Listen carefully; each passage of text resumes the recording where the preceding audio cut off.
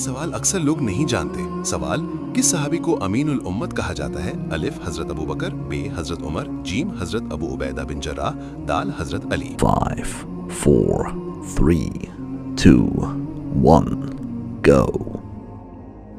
صحیح جواب حضرت ابو عبیدہ بن جراح۔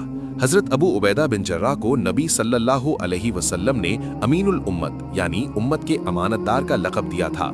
اگر آپ کو یہ بات معلوم تھی تو لکھیں سبحان اللہ آمین۔